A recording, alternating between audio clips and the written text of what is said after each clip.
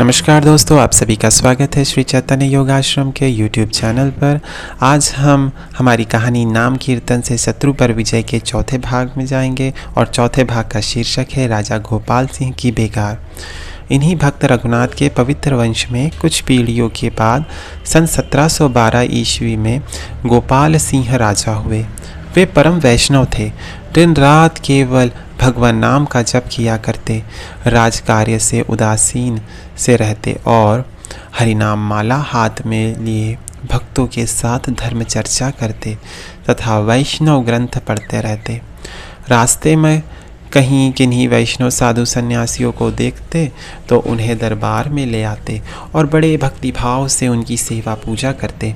भक्त राजा गोपाल सिंह ने अनेकों वैष्णवों को बहुत सी कठिन भूमि की थी, दान दे दी थी।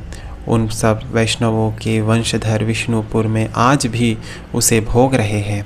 एक बार राजा ने आज्ञा दी कि राज दरबार के प्रत्येक कर्मचारी को प्रतिदिन कम से कम एक बार समय अनुसार हरिनाम की माला जपनी पड़ेगी। जो नहीं जपेगा उसे दंड दिया जाएगा। सब माला मांगकर नित्य जपने लगे। कुछ दिनों बाद अंतःपुर की सेविकाओं तथा महिलाओं ने भी प्रतिदिन माला जपनी शुरू कर दी।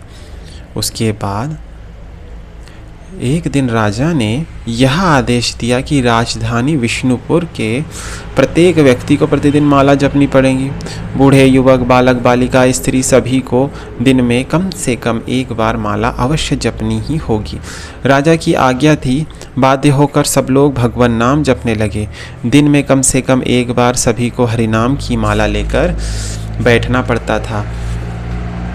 बहानाबाजी करके बचने का कोई रास्ता न था, क्योंकि प्रत्येक मनुष्य प्रतिदिन माला जपता है या नहीं, यह जानने के लिए राजा ने बहुत से गुप्तचर नियुक्त कर रखे थे और स्वयं राजा भी समय समय पर छिपे वेश में घूम घूम कर देखा करते थे।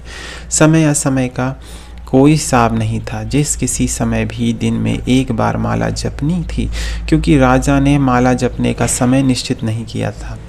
लोग भोजन करने जाते, परंतु रसोई होने में या परोसने में कुछ देर होती तो उसी समय हाथ में माला लेकर बाहर बैठ जाते और जप करने लगते। राजा गोपाल सिंह जी का यह कार्य वस्तुतः बहुत ही स्तुत्य था। सच्चा हितैषी बंधु तो वही है जो किसी प्रकार भी अपने आत्मीय को भगवान में लगा दे।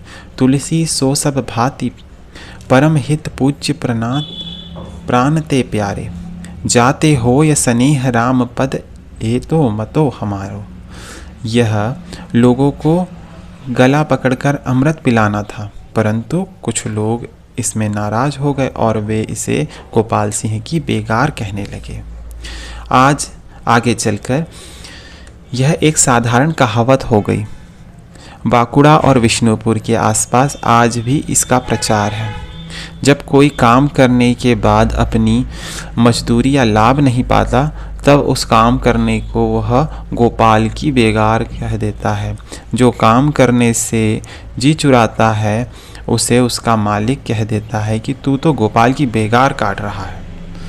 तो इस प्रकार हमने चौथे भाग में गोपाल की बेगार इस कहावत के बारे में जाना। अगले भाग में हम नाम कीर्तन से शत्रु पर विजय इस कहानी के अगले भाग को लेकर आपके सामने प्रस्तुत होंगे। तब तक के लिए धन्यवाद। नमस्कार। ओम शांति।